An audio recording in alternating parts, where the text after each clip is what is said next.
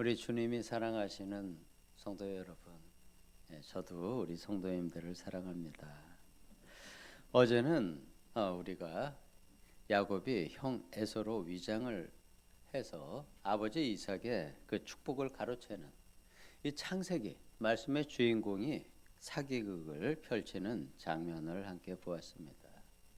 오늘 본문은 그 속임수가 끝나고 난 후에 하나님의 주권이 어떻게 그 주인공들을 인도하시는지를 함께 보시겠습니다. 오늘 본문 30절은 좀 드라마틱한 장면으로 시작을 합니다. 이삭이 야곱에게 그 축복하기를 마치자마자 야곱이 그의 아버지 이삭 앞으로 나가자 곧 그의 형 에서가 사냥하여 돌아옵니다. 이 본문에서 야곱이 막 나가기를 마치자마자 에서가 들어왔다고 기록을 하고 있습니다. 이 순간의 시간의 엇갈림이 있었는데 이 시간의 엇갈림은 단순한 우연이 아닙니다.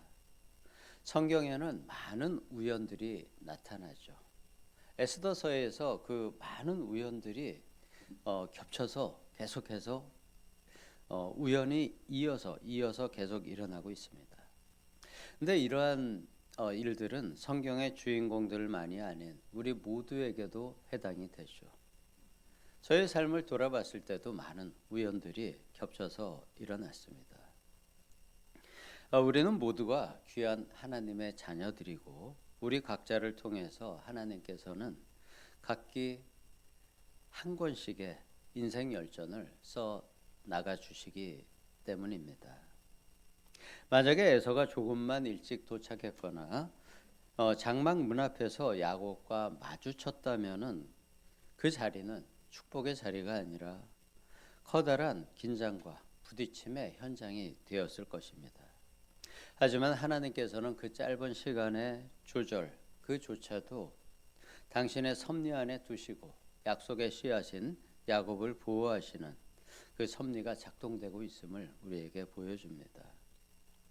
야곱이 떠난 직후에 사냥한 고기를 들고 온 에서를 마주한 이삭의 반응이 이렇게 표현이 됩니다.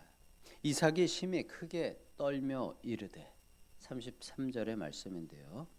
그는 자신의 실수를 깨달았습니다. 그리고는 순간적으로 영적인 충격에 휩싸입니다. 이 문장을 직역하면 이렇게 해석할 수 있습니다. 이삭이 엄청나게 큰 전율로 극심하게 떨었다는 의미입니다. 원어보다 한글의 표현이 조금 약하게 표현이 된 것이죠. 그런데 이삭이 왜 이렇게 크게 떨었을까요? 아들에게 속았다는 분노 때문에? 그렇지 않습니다.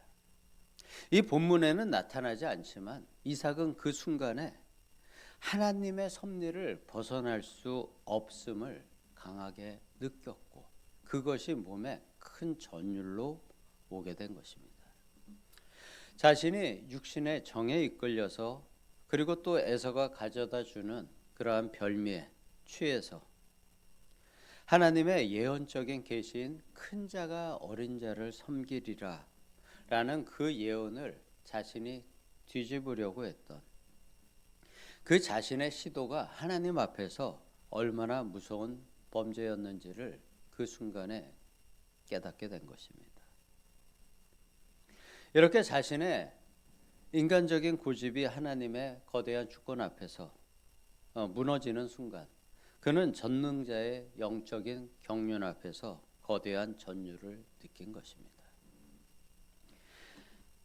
이 떨림 끝에 이삭은 위대한 다시 신앙의 굴복 그가 하나님 앞에 엎드림을 이렇게 선언을 합니다. 그가 야곱이 반드시 복을 받을 것이니라. 비록 속아서 선포한 축복이었지만 그것이 하나님의 뜻임을 확인한 순간에 이삭은 그것을 취소하지 않습니다.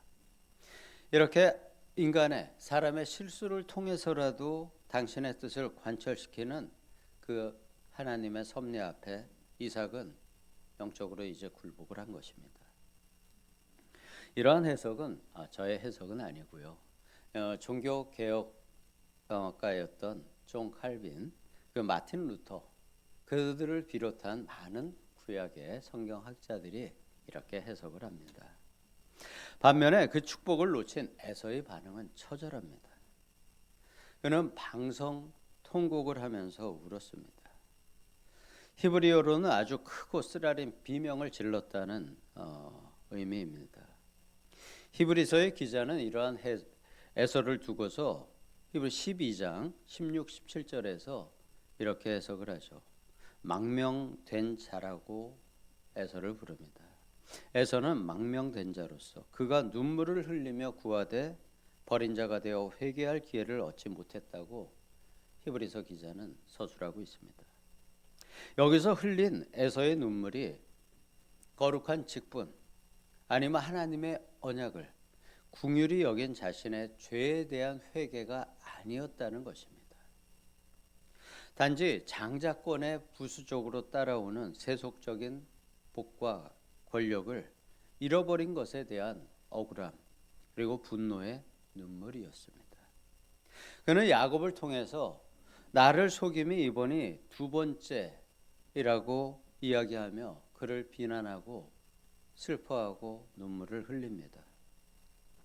그렇지만 이 안에는 에서가 스스로 은폐하고 있는 숨기고 있는 사실이 있습니다. 야곱이 장자권을 강탈한 것이 아니었습니다. 본인의 배고픔을 참지 못해서 팥죽 한 그릇에 자발적으로 스스로 팔아 넘겼던 것이죠. 그가 이렇게 팥죽 한 그릇에 장자권을 팔았을 때 이러한 결과는 이미 정해진 것이었습니다. 그는 자신이 가진 영적인 무관심은 외면을 하고 모든 책임을 이렇게 다른 사람에게 전가하고 있는 것입니다. 이것이 타락한 인간이 보여주는 전형적인 회개가 없는 단순한 후회의 모습을 보여주고 있는 것입니다. 우리도 어떤 일에 대해서 후회하고 눈물 흘릴 때 그것이 죄에 대한 진정한 회개인지 아니면 그 손해에 대한 억울함인지를 우리의 마음을 또 잘 판단을 해 보아야 합니다. 이곳에서의 에서의 눈물은 우리에게 참된 회개가 무엇인지를 묻고 있는 것입니다. 이렇게 끝까지 복을 구걸하는 에서에게 이삭이 예언을 남깁니다. 그런데 이 예언은 축복의 형식을 빌린 심판에 가깝기도 합니다. 39절에서 대표적으로 이렇게 예언을 해주죠. 네 주소는 땅의 기름짐에서 멀고 내리는 하늘 이슬에서 멀 것이며. 우리말 성경에서는 이게 멀다라고 부드럽게 번역을 했지만 원어 히브리서에서는 무엇으로부터 분리되어 없다는 그러한 의미를 가지는 보다 강한 의미의 단어입니다.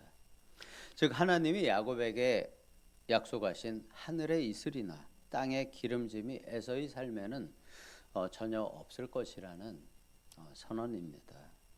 실제로 에서의 후예인 에돔 족속들은 척박하고 메마른 바위산에서 살게 되죠. 세일산에 거주하게 됩니다. 요즘 현대 우리 페트라의 유적이 있는 산 가운데 그 거대한 동굴로 만들어진 그 유적이 남아있는 그 지역입니다. 하나님의 은혜가 그 이슬이 메마른 인생이 선택할 수 있는 생존 방식은 하나뿐입니다. 그래서 너는 칼을 믿고 생활하겠고라고 그 축복이 아닌 축복을 해주죠. 은혜가 없는 사람은 하나님의 도우심이 끊어진 자신의 힘과 폭력을 의지하면서 살아갈 수밖에 없음을 예언하는 것입니다. 아브라함 이전이나 아브라함 당시의 창세기 인물 중에서도 믿음이 없이 강했던 사람들, 그들은 자신의 힘에 의지해서 폭력을 행사하고 자기 세력을 만들고 자기의 성을 쌓았습니다. 그 바벨탑이 아브라함 시대에 세워졌다고 학자들은 보고 있습니다. 에서의 마음에는 이제 동생을 향한 증오, 그 증오가 보다 크게 자리를 잡습니다.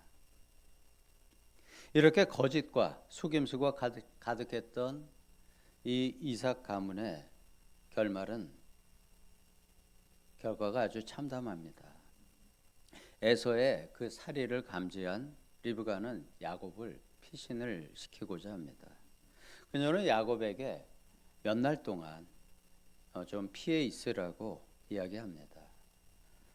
그리고 형의 에서의 그 분노가 풀릴 때까지 잠시만 떠나 있으라는 그 어머니 리브가의 위로였습니다. 그렇지만 그 잠시라고 생각했던 시간이 무려 20년이 지나서 야곱이 돌아오게 되고요. 그 목적을 위해서 아들에게 거짓을 사주했던, 그리고 남편을 속였던 리브가는 그날 이후로는 자신이 사랑한 아들 야곱의 얼굴을 다시는 살아서는 보지 못하게 됩니다. 야곱이 고향으로 돌아왔을 때 리브가는 이미 무덤에 묻힌 뒤였습니다. 이것이 바로 죄의 혹독한 청구서입니다. 하나님은 당신의 주권으로 야곱에게 축복이 흘러가게 하셨지만 그 과정에서 범했던 리브가와 야곱의 죄에 대해서는 철저하게 그 대가를 받게 하십니다. 리브가는 자식과 이렇게 생이별을 하는 고통을, 또 야곱은 자기의 고향을 떠나서 외삼촌에게 20년간 속임을 당하는 연단의 시간을 보내게 됩니다. 이것이 바로 그들의 죄에 대한 대가였습니다. 사랑하는 성도 여러분, 오늘 본문이 주는 교훈을 제가 한번 세 가지로 정리해 보겠습니다. 먼저 첫 번째로 우리는 하나님의 주권 앞에 전율하고 엎드려야 합니다. 이삭처럼 내 고집을 꺾고 하나님이 하셨다는 그 고백으로 그분의 뜻에 굴복해야 합니다. 두 번째로는 우리의 눈물이 진정한 회개의 눈물이 되어야 합니다. 에서처럼 잃어버린 세상의 축복에 대해서 우는 것이 아니라 잃어버린 하나님과의 관계, 하나님과의 동행 때문에 우리가 슬퍼해야 합니다. 그리고 세 번째로는 우리는 하나님의 방법을 신뢰해야 합니다.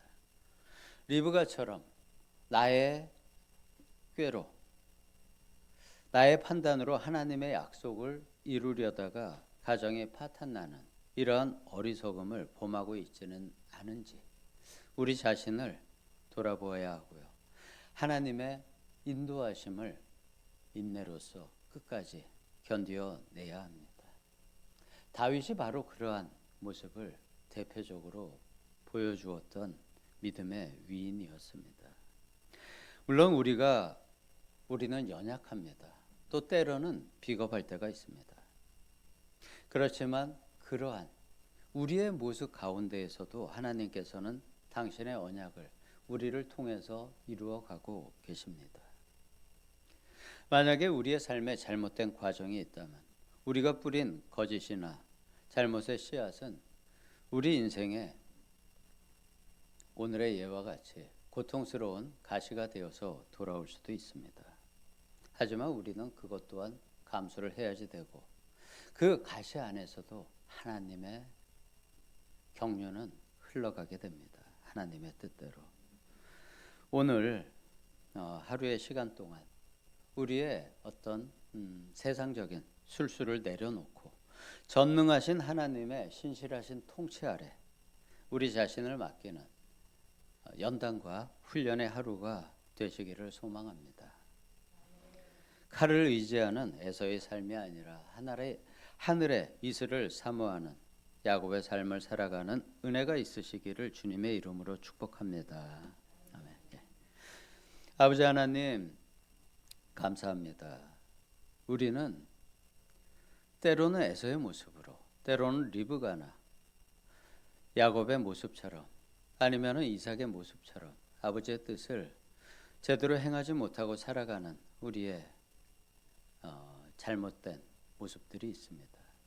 그렇지만 그 가운데서도 우리 아버지 하나님께서는 아버지의 그 섭리, 경륜을 따라서 우리를 항상 아버지 앞으로 돌아오게 하시고 또 아버지 앞으로 온전히 인도하여 주심에 감사드립니다.